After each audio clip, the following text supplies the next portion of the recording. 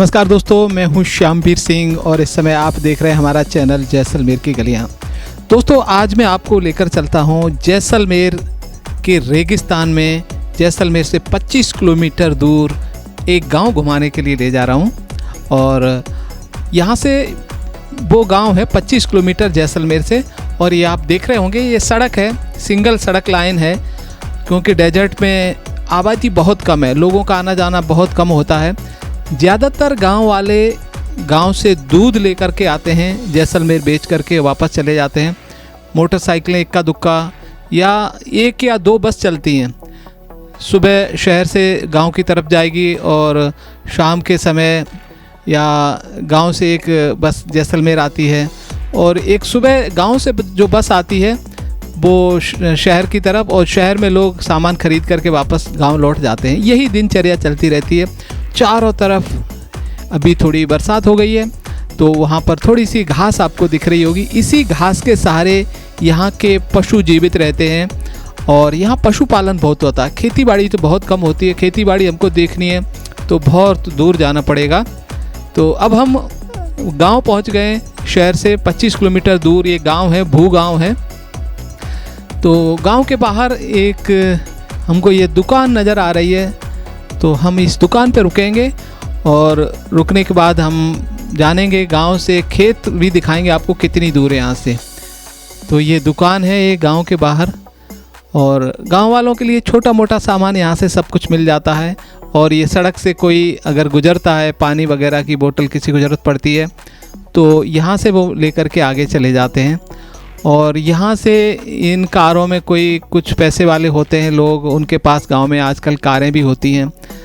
तो आजकल शहर जा रहे हैं ये, तो आजकल मिनरल वाटर गांव वाले भी ख़रीदने लगे हैं। ये हमारे भारत की एक तरक्की करने का जो भारत का एक सपना था, आज वो तरक्की साक्षात सामने आ रही है। एक समय था कि यूरोपियन लोग ही सिर्फ ये यहाँ पर जैसलमेर में मिनरल वाटर की बोतलें ख़रीदते थे, और आज भारतीय लोग भी खरीद रहे हैं। ये गांव के बाहर मंदिर है, तो यहीं से शुरुआत करते हैं।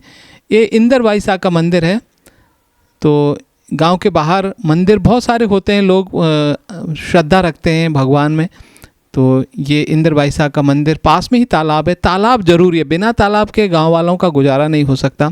पुराने समय में तो गांव के लोग भी इसी का पानी पिया करते थे, लेकिन आजकल क्या है, पाइपलाइन से दूर दूर जहां पानी की सुविधा है वहां से नहर का पानी आ गया है। तो अब गांव वाले तो नहीं पीते, लेकिन पशु इसी में पानी पीते हैं।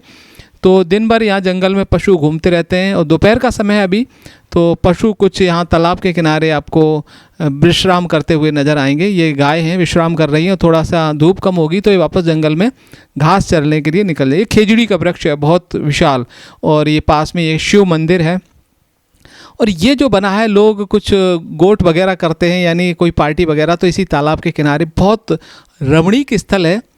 तो यहाँ पर कुछ पार्टियाँ वगैरह होती हैं, लोग आते हैं, गांव के लोग, कुछ शहर के लोग भी आते हैं। तो बड़ा ही आनंद आता है यहाँ पर। दाल बाटी चूरमा यहाँ पर बनाया जाता है, लोग करते हैं।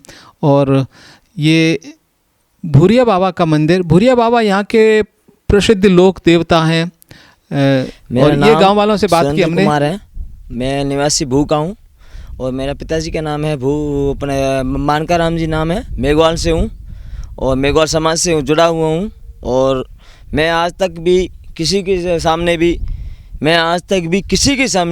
मैंने आज तक किसी को भी नहीं ऐसे नहीं बोला कि गांव का निवारण नहीं हो रहा है। गांव का निवारण हो रहा है तो भी मैंने किसी को नहीं बोला है।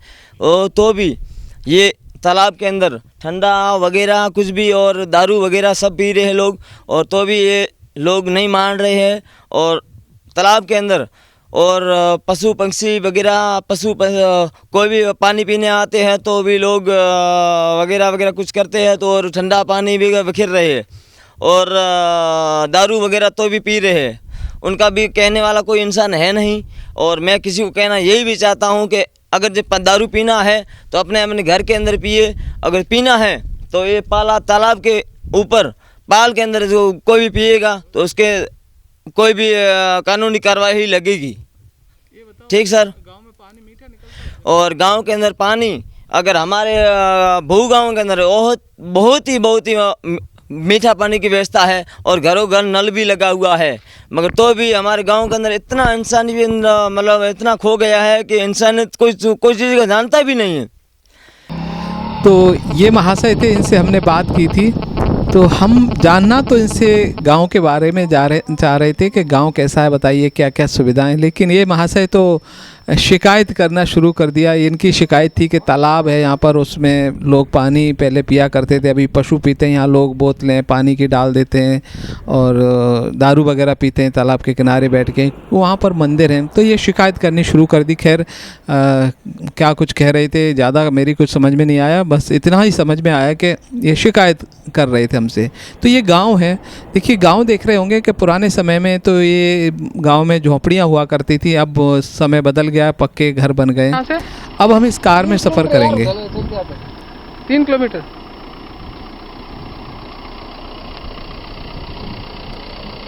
क्योंकि यहाँ से अब हम 3 किलोमीटर जा रहे हैं, तो ये रास्ते में मैं आपको गांव भी दिखाता जा रहा हूँ।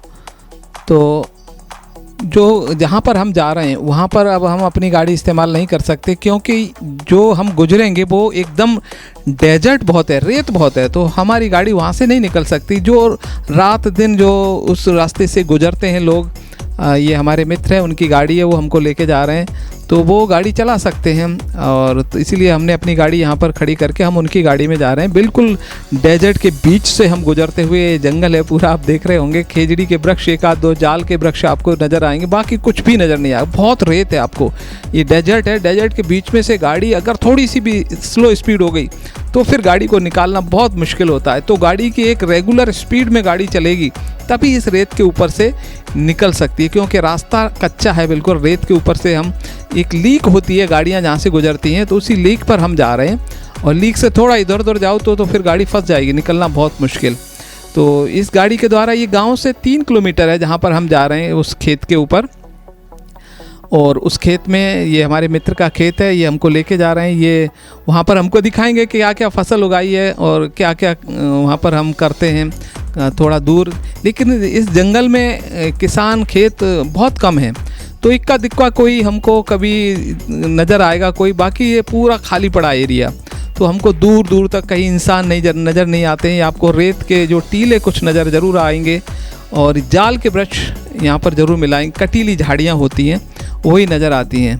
और इसके अलावा इस रेगिस्तान में कुछ उगता नहीं है, क्योंकि अभी हाल ही में बरसात ख़त्म हुई है, तो कुछ घास और जो खरीफ की फसल थी वो अभी तैयार हो चुकी, कुछ कट रही है, जैसे उड़द है, मूंग है, ज्वार है, बाजरा है, तो ये तैयार हो चुकी हैं। तो किसान लोग उन फसलों को काट रहे हैं। ये थोड़ा हरियाली दिख रही है, ये उन्हीं फसलों की है जो कि खरीफ की फसल कुछ काट लिए किसानों ने, कुछ खड़ी हुई है। रबी की फसल की बुवाई चल रही है अभी। तो ये हम उस डेजर्ट के बीच से, इक्का दुक्का थोड़ा बहुत खेत नज़र आता है, गुजर रहे हैं। अभी रेत के बीच से काफ़ी स्पीड से गाड़ी यहाँ पर निकालनी पड़ती है, नहीं तो रेत के अंदर गाड़ी धंस जाती है, फंस जाती है, फिर निकलना बहुत मुश्किल होता है। तो ये इस डेजर्ट में पानी जहाँ पर होता है वहीं हमको कोई खेती करते नज़र आएंगे, इक्का दुक्का इंसान, बाकी यहाँ पर कोई नहीं। देखिए एक बच्चा दिख रहा है हमको, इसका मतलब यहाँ पर इसके परिवार वाले खेती करते होंगे, क्योंकि गांव से काफ़ी दूर निकल आए हम। और इसके हाथ में एक बैट है और ये बॉल पड़ी हुई है नीचे, शायद ये बॉल खेल रहा था, बॉल आई थी वो लेने आया था। तो इसके माँ बाप, ये परिवार वाले यहाँ पर खेती कर रहे होंगे, तो ये बच्चे यहाँ पर खेलते नज़र आए हमको, इसका मतलब आगे यहाँ पर खेत हैं। तो ये देखिए हरियाली दिख रही है, ये इसी बच्चे के जो परिवार वाले यहाँ पर खेती करते हैं वो रह रहे हैं। तो हमको ये नज़र आ रही है खेती, लेकिन हमको इंसान कहीं दूर दूर तक कोई भी नज़र नहीं आ रहा है। तो ये ग्वार की फसल है यहाँ पर, अब इसको कटाई शुरू हो गई है, और इसके बाद ये फसल को ये थ्रेसर के द्वारा निकाली जाती है, निकाल लेंगे। इसके बाद इसमें पानी, अगर ट्यूबवेल है, मीठा पानी है, तो इसमें जीरा यहाँ पर बोया जाता है, या सरसों। तो रबी की फसल में मुख्य फसलें जीरा और सरसों हैं, क्योंकि गेहूँ तो पानी बहुत ज़रूरत पड़ती है ज़्यादा, तो गेहूँ यहाँ के लोग नहीं बोते हैं। तो सरसों में 1 या 2 पानी नहीं मिलेगा तो भी हो जाएगी। जीरे में भी पानी की बहुत कम ज़रूरत पड़ती है, सिर्फ उग जाए जीरा, फिर उसके बाद पानी की बहुत कम ज़रूरत है। उगाने के लिए 2-3 पानी फुहारे के द्वारा लगाए जाते हैं, पंप के द्वारा। तो इस रेगिस्तान में मीठा पानी जहाँ पर होता है वहीं खेती होती है, बाकी ज़मीन में तो सब जगह खारा पानी है, हर जगह खेती नहीं की जा सकती।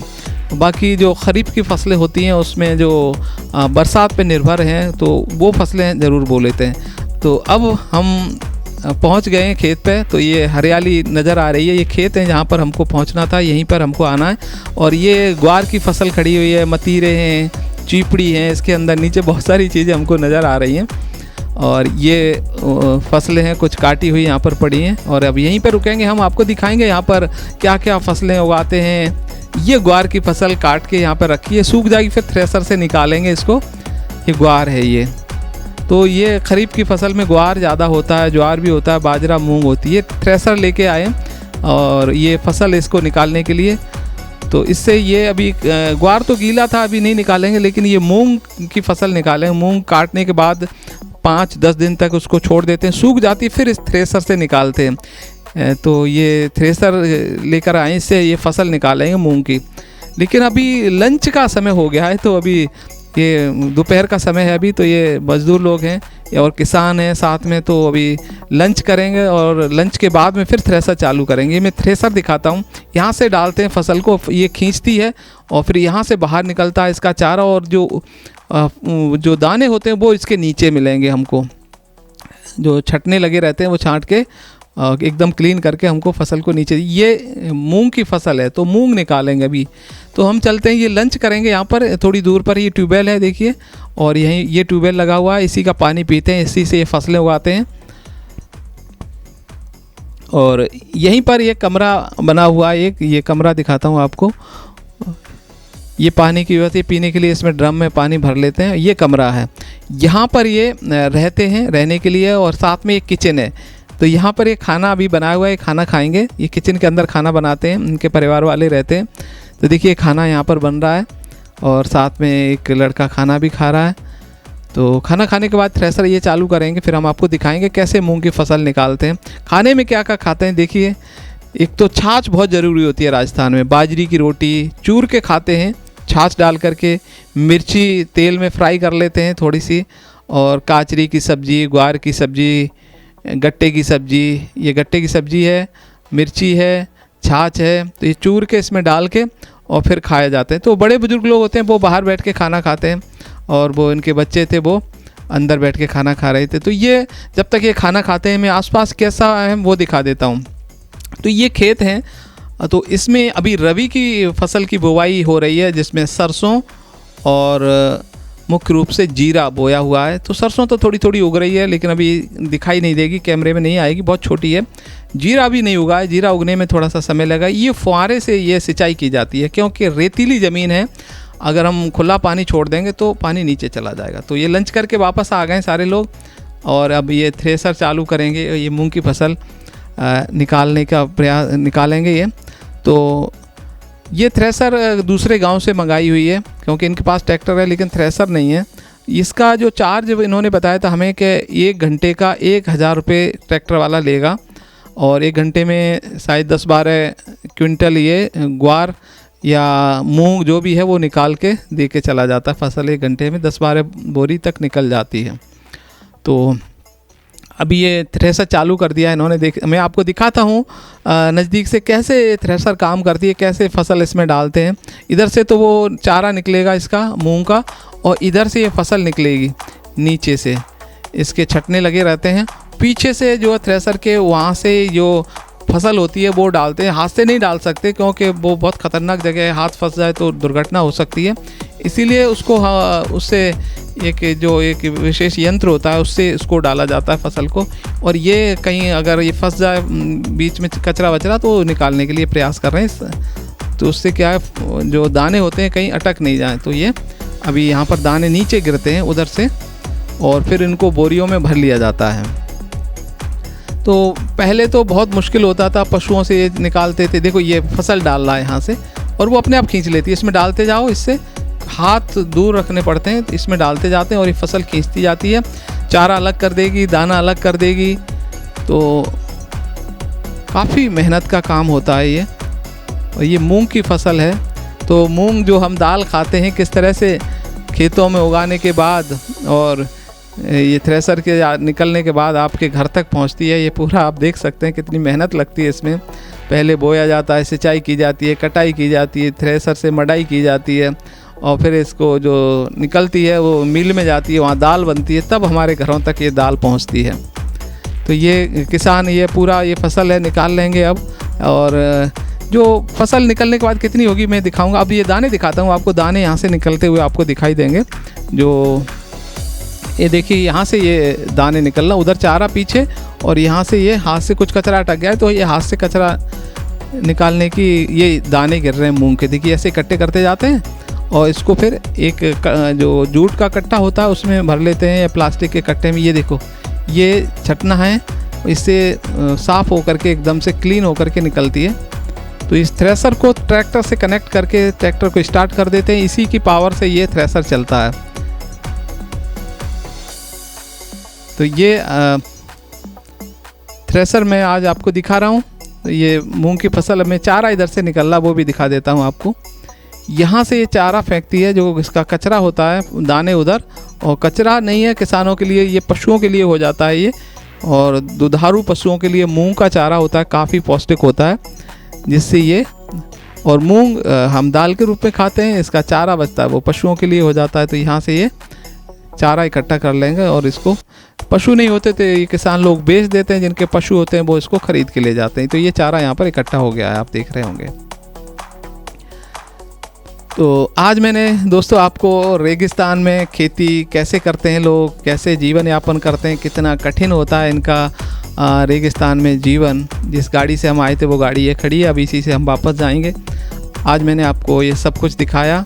अब मैं आपको वो भी दिखा देता हूँ फसल में क्या निकला है। देखिए ये मूंग के दाने इकट्ठे कर रहे हैं और ये कट्टों में भरे हुए हैं ये।